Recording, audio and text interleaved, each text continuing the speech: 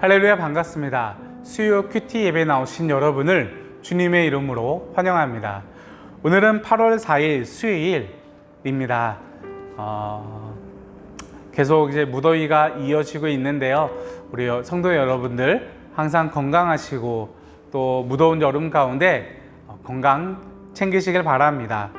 오늘은 예레미야 42장 15절에서 22절 이집트로 가면 안 되는 이유라는 제목으로 우리 함께 말씀을 나누도록 하겠습니다. 하나님 나라 읽기.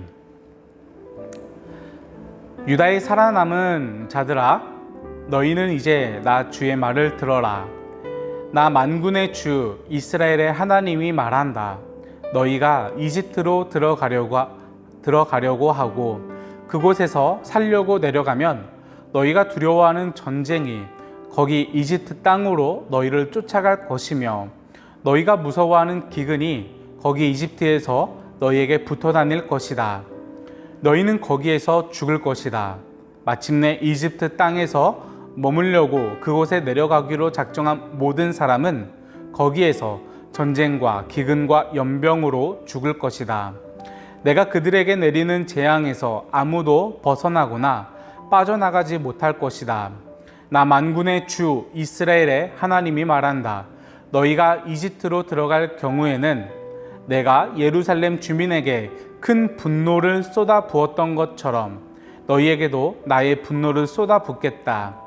그러면 너희는 원망과 놀라움과 저주와 조소의 대상이 되고 다시는 이곳을 볼 수 없을 것이다.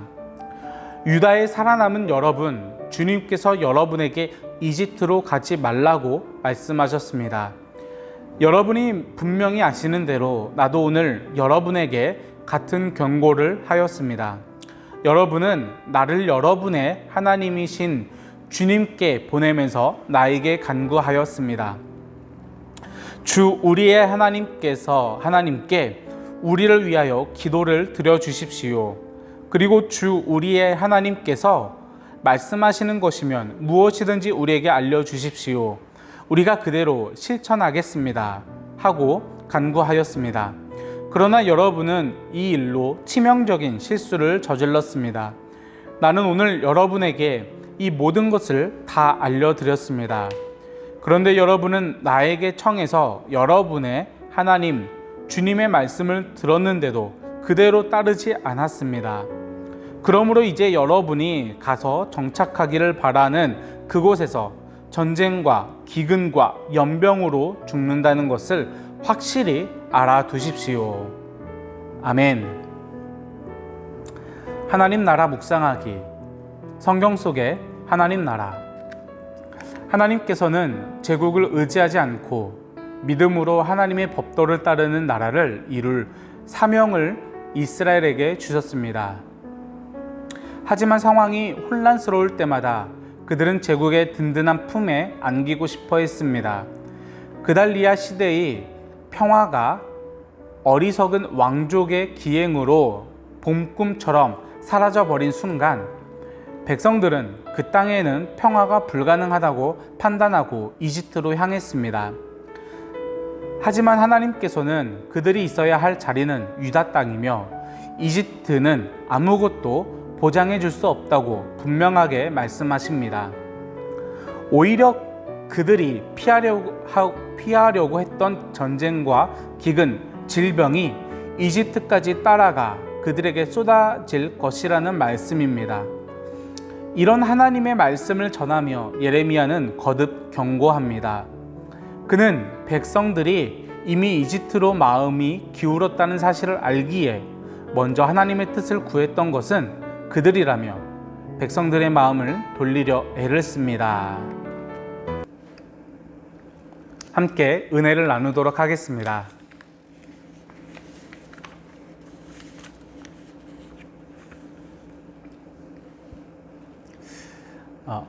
남유다 왕국의 마지막 왕이 이제 시드기야 왕이었죠. 바벨론에게 이제 시드기야 왕이 처참한 마지막 최후를 맞이하면서 남유다 왕족의 그 왕의 족보는 끊어지게 되었습니다. 그리고 이제 바벨론은 그 남유다를 통치하기 위해서 유대인 중에 귀족 출신이었던 그다랴를 총독으로 세우게 됩니다.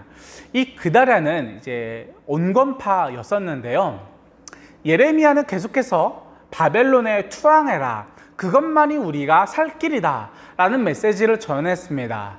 그리고 그다랴는 예레미야 선지자의 그 말을 굉장히 따르던 자였습니다. 그다랴는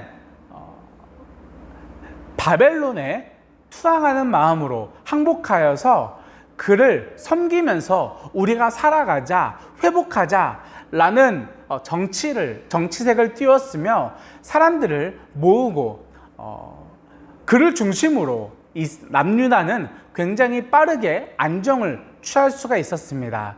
그러나 이 그다랴의 정치를 굉장히 마음에 들어하지 않는 자가 있었으니 바로 남유다 왕족 출신인 이스마엘이라는 자였습니다. 이스마엘이란 자는 암몬 족속의 사주를 받아서 그다랴를 암살할 계획을 가지고 있었습니다. 그것이 소문이 돌았습니다. 그러나 그다랴는 그 소문을 믿지 않았습니다. 이렇게 말을 합니다. 내가 이 남유다 왕국을 빠르게 진정시키고 또 회복시키고 있다. 내가 어떻게 보면은 이 남유다 왕국의 은인이지 아니하냐.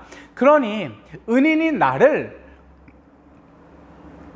이스마엘이 죽이겠냐. 그럴 일이 전혀 없다 라고 말하면서 호언장담하면서 이스마엘이 자신을 암살하지 않을 것이다 라고 말을 하는 것입니다. 자, 그러면서 이 이스마엘과 그의 부하들을 자신이 살고 있는 도시와 그리고 잔치에 초대를 하게 되었습니다. 그리고 극진히 대접을 하였고 술에 취하였습니다. 이때 이스마엘은 그다랴가 술에 취한 틈을 타서 그다랴를 암살하고 또 그 잔치에 참여한 모든 사람을 또 죽였습니다. 그뿐만이 아니었습니다. 그다랴가 살고 있는 도시의 대부분의 사람들을 죽였고 더 나아가 도시에 주둔하고 있었던 바벨론의 군사들마저도 죽여버렸습니다. 그리고 몇몇 포로들을 이끌고 그대로 암몬 땅으로 도주를 하기 시작을 합니다.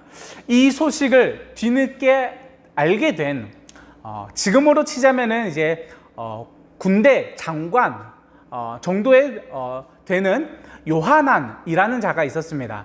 이 요하난이 이 소식을 뒤늦게 듣게 되었습니다. 그리고 군사들을 불러 모아서 이 이스마엘을 추격하기 시작을 합니다. 굉장히 이제 급박하고 긴장된 순간에 연속이 발생하고 있는 것이죠.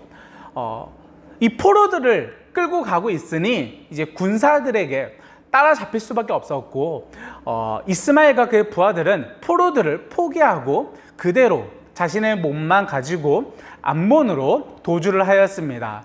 이 요하나는 이제 극적으로 포로를 구출하였지만 근심 걱정이 가득하였습니다. 이스마엘이 무엇을 행하였습니까? 그다랴를 살해하였습니다. 그뿐만이 아닙니다. 그 남유다 땅에 주둔하고 있었던 바벨론의 군사들까지도 죽여버렸습니다. 그다랴는 유대인의 귀족이었지만은 바벨론이 직접 세운 총독이지 않습니까? 이 바벨론이 세운 총독을 죽였다라는 사실은 자칫 바벨론의 반기를 들었다라고 오해를 살 만한 충분한 요소가 있습니다. 더욱이 바벨론의 군사를 죽였다라는 점에서 이 오해는 완전한 심증으로 굳혀졌을지도 모릅니다. 이 요하나는 그것이 두려웠습니다. 바벨론의 보복이 두려웠습니다. 다시 남유다 땅으로 돌아가서 바벨론의 보복을 감당하기에는 두렵고 떨렸기에 요하나는 그리고 그 포로들과 백성들은 결심을 하게 됩니다. 애굽이라는 바벨론과 반대되는 이 강대국 애굽에 자신의 몸을 의탁하고자 하는, 피신하고자 하는 결정을 하게 됩니다. 그런데 그냥 가기가 조금은 껄끄러웠는지 예레미야 선지자를 불러서 하나님께 기도해봐라. 우리가 가는 곳이 과연 옳은지 기도해서 하나님의 뜻을 알려달라. 우리가 온전히 하나님의 뜻대로 순종하겠다 라고 말하며 기도를 요청합니다. 예레미야 선지자가 말합니다. 기다리십시오. 내가 하나님께 기도하고 오겠습니다 하고 열흘간 기도하고 그들에게 가서 하나님의 뜻을 전달하기 시작합니다. 예레미야를 통해서 요한에게 주신, 그리고 이스라엘 백성들에게 주신 하나님의 말씀은 동일하였습니다. 애굽으로 가지 말고 유다 땅에 그대로 남아있어라. 바벨론의 통치를 받으라 라고 말씀하였습니다. 자, 요한왕과 그 백성들의 생각과 하나님께서 주신 말씀이 너무나도 첨예하게 달랐습니다. 그들은 애굽으로 가고자 하였으나 하나님께서는 애굽으로 가지 말고 유다 땅에 남아 있으라. 애굽의 몸을 의탁하지 말고 바벨론에게 투항하여라, 항복하여라 라고 말을 하고 있습니다. 이렇게 전혀 다른 말씀을 하고 있는 이 상황에서 요한나는 왜 애굽으로 떠나려고 했을까요? 그리고 하나님은 그들에게 왜 남아있으라고 하셨던 것일까요? 우리 말씀을 살펴보자면 성경은 이렇게 말을 하고 있습니다. 16절입니다. 우리 함께 읽도록 하겠습니다. 시작. 너희가 두려워하는 전쟁이 거기 이집트 땅으로 너희를 쫓아갈 것이며 너희가 무서워하는 기근이 거기 이집트에서 너희에게 붙어 다닐 것이다. 너희는 거기에서 죽을 것이다. 아멘. 요한왕과 백성들이 애굽으로 떠나려고 하고 있는 이유는 무엇입니까? 바로 전쟁과 기근이 두렵고 무서웠기 때문입니다. 무엇으로부터 오는 전쟁과 기근이었을까요?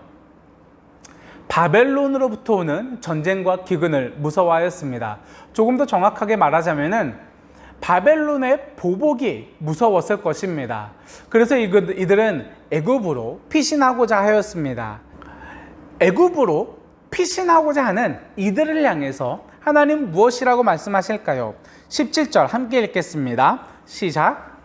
마침내 이집트 땅에서 머물려고 그곳에 내려가기로 작정한 모든 사람은 거기에서 전쟁과 기근과 연병으로 죽을 것이다. 내가 그들에게 내리는 재앙에서 아무도 벗어나거나 빠져나가지 못할 것이다. 아멘. 그들은 전쟁과 기근을 피해서 애굽으로 피신하였습니다. 다시 말해 바벨론의 보복이 두려워서 애굽으로 피신하고자 하였습니다. 그런데 하나님은 이렇게 말씀하고 있습니다.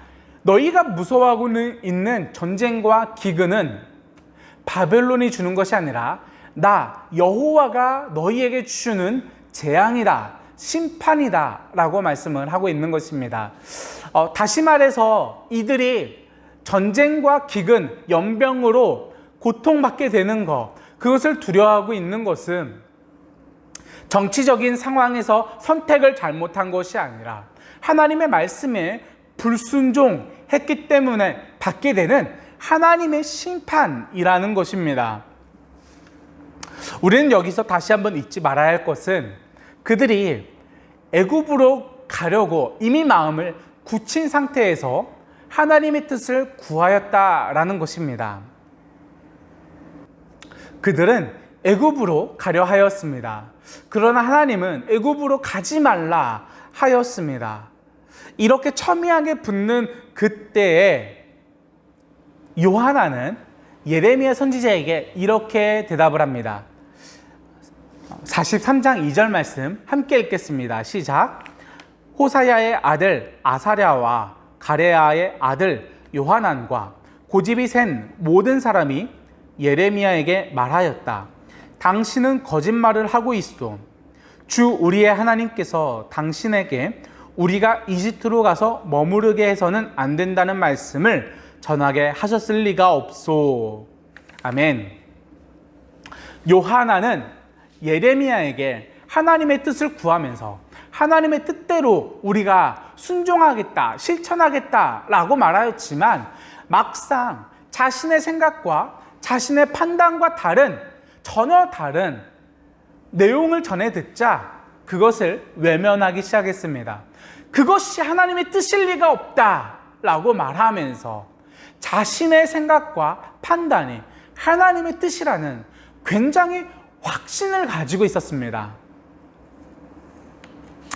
때문에 그가 하나님께 순종하겠다라는 말은 사실은 정말로 순종하겠다라는 뜻이 아니라 자신의 생각과 판단과 자신의 원하는 것이 하나님께서 주시고자 하는 것이다라는 그러한 인정을 받고 싶었기 때문에 그러한 표현을 했었던 것뿐이었습니다. 결국 이들은 애굽으로 갔으며 바벨론은 암몬과 애굽을 굴복시켰고 이들은 다시 바벨론의 포로가 되었습니다. 우리는 무엇인가 중요한 결정을 앞두고 있을 때 또는 중요한 사건을 앞두고 있을 때 마치 요한왕과 같은 모습으로 하나님께 기도하고 있는지는 않는지 고민하게 되었습니다. 우리는 무엇인가 앞두고 있을 때 중요한 사건들 그리고 자신이 원하는 바라는 그것을 기도하고 있을 때 이미 다 결정해 놓고 이미 다 자신이 원하는 모습을 다 그려놓고 이미 다 원하는 그러한 것들을 설정해 두고 하나님께 이것을 이루어 달라, 이것을 결정해 달라, 이것을 나에게 달라 라고 기도하고 있지는 않았습니까? 우리는 하나님께 순종하겠다, 하나님의 뜻을 알려달라 라고 말하지만 사실은 내가 하고 싶은 것이 따로 있고 그것을 말해주기를 기다리고 또 소망하면서 기도하고 있지는 않았을까요?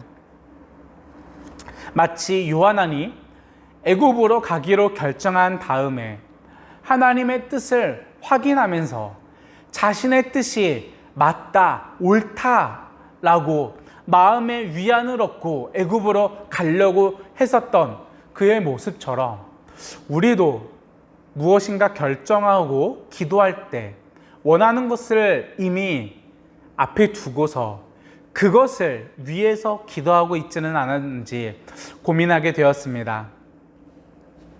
요한왕에게 있어서 하나님의 뜻은 어쩌면은 가혹했을 수도 있습니다.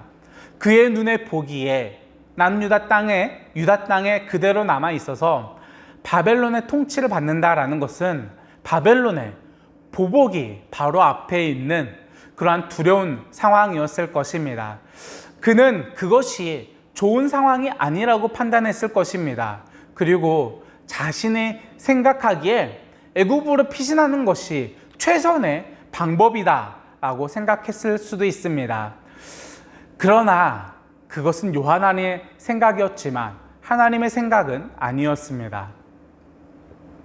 때로 우리가 바라고 원하고 또 우리가 최선의 방법이다, 선택이다 라고 말하는 것이 우리의 생각에는, 우리의 눈에 보기에는 좋아 보일 수 있지만 하나님 보시기에 좋지 않은 상황일 수 있다는 점은 우리는 기억해야 할 것 같습니다. 하나님의 뜻을 구할 때 우리는 조금 더 겸손한 마음으로 우리가 바라는 것을 설정하고 그것을 위해서 기도하는 것이 아니라 이 상황 가운데 하나님의 뜻이 무엇인지 분별하게 해달라, 하나님의 뜻대로 살아가기를 소망한다 라고 우리는 그의 나라와 그의 뜻을 위하여서 기도해야 할 것 같습니다. 그렇게 우리가 우리의 삶 가운데 하나님의 뜻을 분별하게 되고 또 하나님의 뜻대로 살아간다면 그러한 우리의 삶이 바로 하나님의 나라가 되어지지 않을까 싶습니다. 오늘 여러분들은 하나님의 뜻 가운데 살아가셨습니까? 오늘 여러분들은 하나님의 뜻을 실현하며 살아가셨습니까? 오늘 하루 남은 여러분의 삶에도 하나님의 나라가 임하길 소망합니다. 하나님의 뜻이 이루어지고 하나님의 뜻이 우리의 삶 속에 드러나 실현되어지길 소망합니다. 그렇게 저와 여러분의 삶에 하나님의 나라가 임하는 그러한 우리들의 삶이 되어지기를 간절하게 소망합니다. 네, 이것으로 오늘 큐티를 마치도록 하겠습니다. 네, 계속 무더운 가운데 여러분들 항상 건강 조심하시고 또 코로나 가운데서도 여러분들 항상 건강 조심하시길 바랍니다. 네, 그럼 우리는 다음 주에 또 뵙도록 하겠습니다. 다음 주에 뵙겠습니다.